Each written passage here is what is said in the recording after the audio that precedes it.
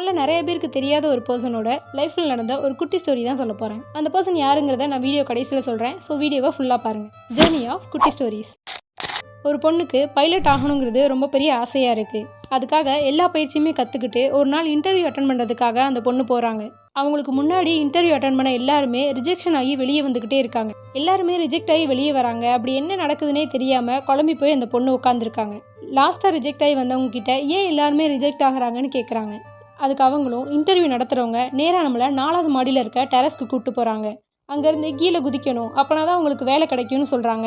அதனால தான் நிறைய பேர் ரிஜெக்ட் ஆகி வராங்கன்னு சொல்கிறாங்க. அதை கேட்டுட்டு அந்த பொண்ணு பயந்து போய் வெளியே போகாமல் இன்டர்வியூ அட்டன் பண்ணுறதுக்கு ரொம்ப தைரியமாக உள்ளே போகிறாங்க.